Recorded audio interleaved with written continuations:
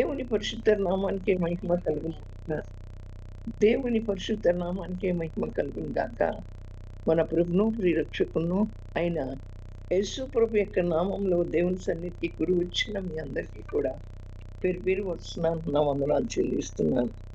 అయితే నా ప్రియమైనటువంటి వాళ్ళరా, సామెతల గ్రంథం 29వ అధ్యాయం 18వ వచనంలో, దేవోక్తి లేని ఎడల జనులు కట్టులేక తిరుగుదురు, ధర్మశాస్త్రం అనుసరించువాడు ధన్యుడు. ఇక్కడ దేవుని యొక్క వాక్యం లేకపోతే మనుషులు ఏమవుతారు? కట్టు లేకుండా తిరుగుతారు అంటుంది దేవుని యొక్క వాక్యం. నోవహు ఆ దినాల్లో భూలోకం అంతా కూడా చెడిపోయి ఉంటాం, భూలోకం అంతా కూడా బలాత్కారంతో నిండిపోయి ఉంటాం.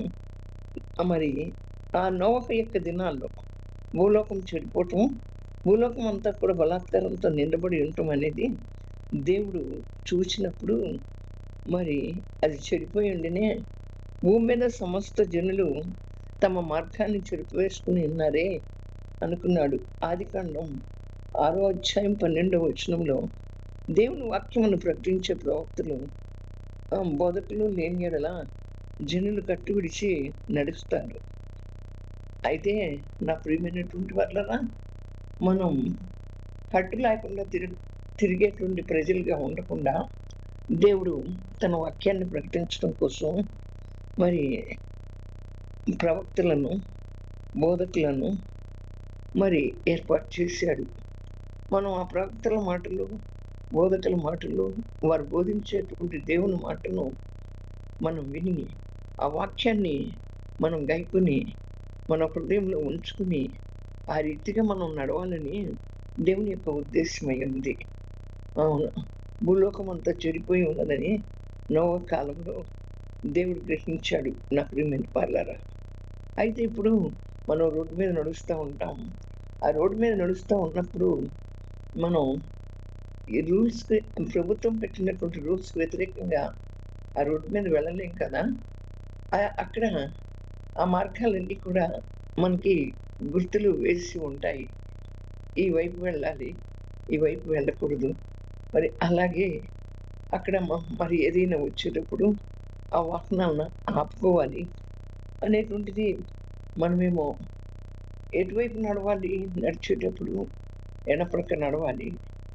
అలాగే ఈ ఈ కుడివైపున వాహనాలు వస్తాయని ఆ రీతిగా ప్రభుత్వం మరి ఎటువైపు నడవాలో, ఎటువైపు నిలవాలో, మనం ఎటు చూచి వెళ్ళాలో, మనం మెల్లగా వెళ్ళాలా, తొందరగా వెళ్ళకూడదు, మరి వేగం ప్రమాదం అని ప్రభుత్వం కొన్ని ఆజ్ఞలను పెడుతుంది.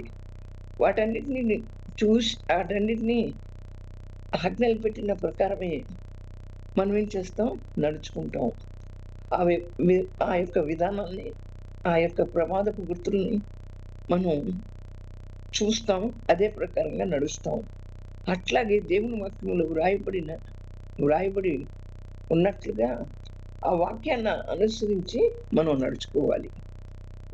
లేని ఎడల మన జీవితం అక్కడ రోడ్డు మీద మనం ఆ యొక్క గవర్నమెంట్ యొక్క ఆజ్ఞలను అనుసరించి నడుచుకోకుండా ఉంటే ఎలా ప్రమాదాలు జరుగుతాయో, ఈ స్పీడ్లో వెళ్ళాలి కారు, ఈ స్పీడ్లో వెళ్ళకూడదు అని ఎలా ప్రమాదాలు జరుగుతాయో, దేవుని యొక్క వాక్యాన్ని అనుసరించి నడుచుకోకపోతే మన జీవితం కూడా ప్రమాదంలో పడిపోతుంది.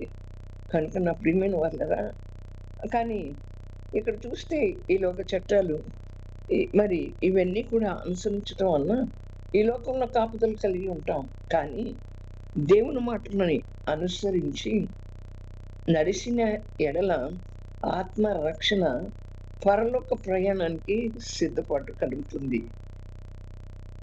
ఆ జాగ్రత్తలు మనం రోడ్డు మీద నడిచేటప్పుడు ఆ విధి విధానాలను అనుసరించి మనకి ఇచ్చినటువంటి ఆ యొక్క దీన్ని అనుసరించి మనం నడిస్తే, ప్రభుత్వం చెప్పిన ప్రకారంగా మనం నడిచినట్లయితే ఈ లోకంలో మనం కాపాడబడతాం. అలాగే దేవుని యొక్క మాటలు విని ఆ దేవుని మాటల ప్రకారం మనం నడిచినట్లయితే నా ప్రియమైన వాళ్ళరా, మన ఆత్మక రక్షణ, పరలోకానికి సిద్ధపడతాం. అందుకని ఏమంటుంది దేవుని యొక్క వాక్యం? ఈ లోక వార్తలు, ఈ లోకపు మాటలు మనుషుల యొక్క అంటే మనకి ఏం తృప్తినిస్తాయంటే, ఈ లోక వార్తలు, ఈ లోకపు మాటలు మనకు తృప్తినిచ్చి సమాధానపరుస్తాయి అనుకుంటాం కానీ, ఈ లోకపు మాటలు ఈ లోకపు వార్తలు మనకి సమాధానం ఇవ్వవు గానీ, దేవుని యొక్క మాట అందుకనే 119 కీర్తన 105 వచనంలో దేవుని మాట జీవపు ఊటగాను, అది మన పాదములకు దీపంగాను ఉంటుంది. నీ వాక్యం నా పాదములకు దీపంగా, నా త్రోవకు వెలుగై ఉన్నది అని ఉంటుంది కదా 119 కీర్తనలో.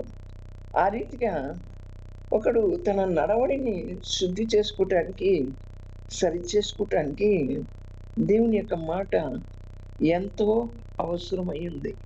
మన నడవడి శుద్ధి చేసుకోవాలంటే, మన యొక్క ప్రవర్తనని క్రమపరుచుకోవాలంటే, మనకి దేవుని యొక్క మాట ఎంతగానో అవసరమైనది. అందుకే అంటాడు కదా, మనుష్యుడు రొట్టె వలన కాదు కానీ దేవుని నోటి నుంచి వచ్చే మాట వలన జీవిస్తాడు అని మత్తయి సువార్త 4వ అధ్యాయం 4వ వచనంలో రాయబడి ఉంది. ఆ మాట మనం వింటే మనుష్యుడు రొట్టె వలన కాదు, మనం తినే ఆహారం వలన కాదు మనం జీవించేది, దేవుని యొక్క మాట వలన మనం జీవిస్తాం.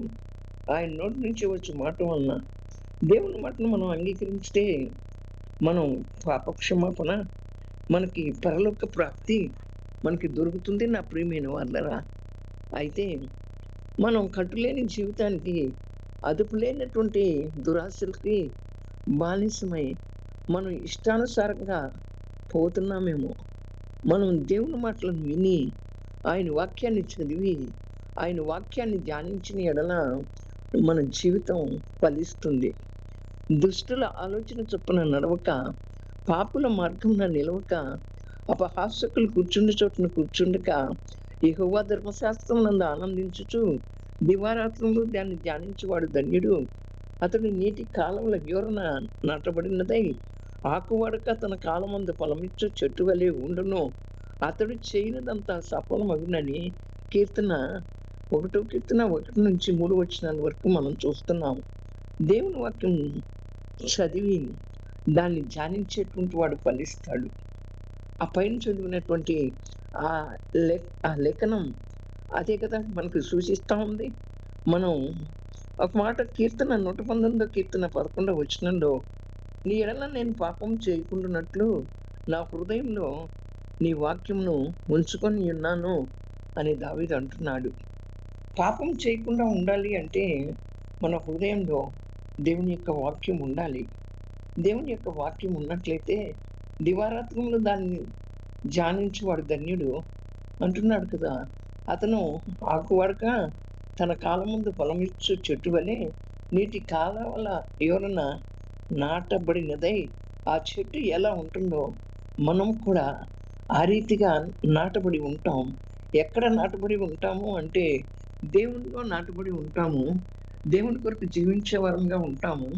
దేవుని యందు భయభక్తులు కలిగి ఆ వాక్యాన్ని మన హృదయంలో పెట్టుకుని మనం మన యొక్క జీవితాలను క్రమపరుచుకుంటూ, మన యొక్క జీవితాలకు అది అన్వయించుకుంటూ, ఆ వాక్యాన్ని ధ్యానించుకుంటూ, మనం ప్రార్థన చేస్తూ ముందుకు కొనసాగుతూ ఉన్నట్లయితే నా ప్రియమైనటువంటి వాళ్ళరా, ఆ వాక్యం వెల్లడి అగుటతోనే తెలివి లేని వారికి తెలివిని కలిగించును అని దేవుని లేఖనం సెలవిచ్చిన రీతిగా, అలాగే మరి ఆయన వాక్యం మన పాదములకు దీపమును, మన త్రోవకు వెలుగై ఉన్నది కనుక మనం ఏ రకంగా నడుస్తున్నామో అనేటువంటిది ఆ వాక్యమే మనకు తెలియజేస్తుంది.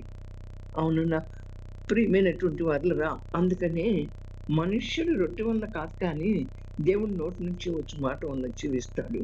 అందుకని దావీదు మహారాజు ఏమంటున్నాడు, నీ ఎదుట నేను పాపం చేయకుండానట్లు నీ వాక్యాన్ని నా హృదయంలో ఉంచుకున్నాను అంటున్నాడు.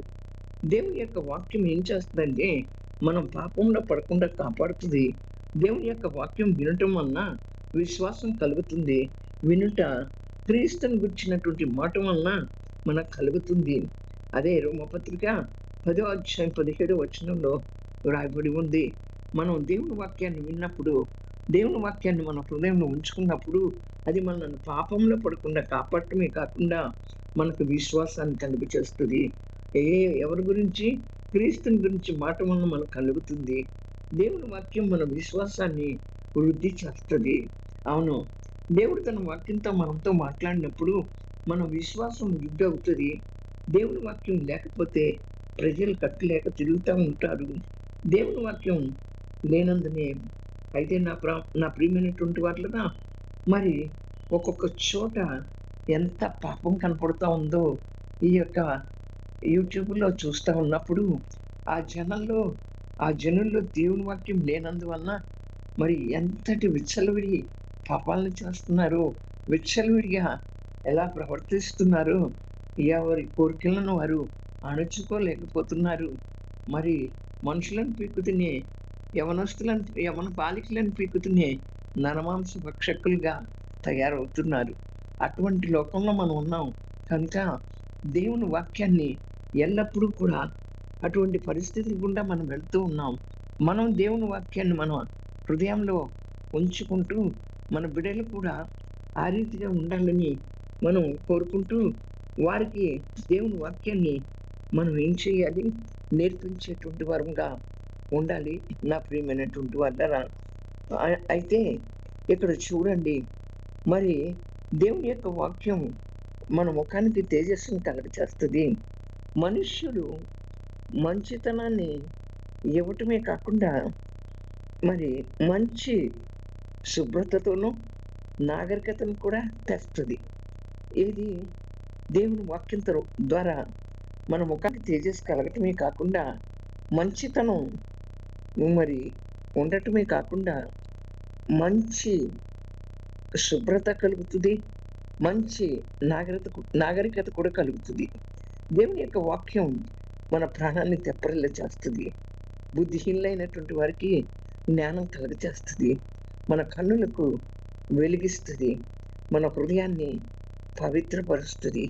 కనుక దేవుని వాక్య నడిపింపులో మనం ఉన్నామా? దేవుని వాక్యాన్ని చదివి ధ్యానిస్తున్నామా? దేవుని యొక్క వాక్యాన్ని బోధించేటప్పుడు వినుటకు ఆపేక్ష కలిగి ఉన్నామా అనేటువంటిది మనల్ని మనం పరీక్షించుకోవాల్సినటువంటి దినాలు వచ్చేసినాయి. చివరి దినాల్లో ఉంటున్నాం. కడవరి దినాల్లో ఉంటున్నాం. ఇప్పుడైనా దేవుని వాక్యాన్ని మన హృదయంలో పెట్టుకుని, అలాగే అది మనకి మంచి నడవడికను నేర్పిస్తుందని, మనల్ని చూచినప్పుడు అది మన ముఖంలో వెలుగును చూపిస్తుందని, మన ముఖంలో వెలుగు కనిపిస్తుందని, అలాగే మన శుభ్రతను అంటే దేవుని వాక్యం మన హృదయంలో ఉన్నప్పుడు మనం మంచిగా మన ప్రవర్తన, మన కట్టు, మన బొట్టు, మన సమస్తము కూడా మన వస్త్రధారణ దేవునికి ఇష్టమైన రీతిలో ఉంటుంది. అలాగే దేవుని వాక్యం నడిపింపుకి మనం లోబడాలి. దేవుని వాక్యాన్ని చదివి ధ్యానించినప్పుడు మరి మనం ఎంతో ఆనందంగా, సంతోషంగా మనల్ని మనం పరిశుద్ధపరుచుకుంటూ, మనల్ని పవిత్రపరుచుకుంటూ, ఇది తప్పు, ఇది రైటు మరి అనేటువంటిది తెలియచేస్తుంది దేవుని వాక్యం. దేవుని వాక్యం ద్వారా ఆయన స్వరం మనతో మాట్లాడుతుంది. ఆయన స్వరంతో మనతో మాట్లాడుతాడు నా ప్రియమైన వాళ్ళరా. కనుక మనం మన హృదయాన్ని పరీక్షించుకుందాం. మరి దేవోక్తి లేని ఎడల జనులు కట్టులేక తిరుగుతారు అని దేవుని వాక్యం సెలవిచ్చిన రీతిగా మనం దేవోక్తిని మన హృదయంలో పెట్టుకుని మన ప్రవర్తన అన్నిటికీ కూడా మరి అంటే కట్టులేక తిరగకుండా మన ప్రవర్తన అంతటినీ కూడా క్రమపరుచుకుంటూ ముందుకు కొనసాగిపోదాం. దేవుడి వాక్యాన్ని మనందరి వినికిడిలో దీవించి ఆశీర్వదించి ఫలవర్తించేయునుగాక. ఆమేన్. పరిశుద్ధుడా, ప్రేమ గల తండ్రి, యేసయ్య మీకే స్తోత్రాలు.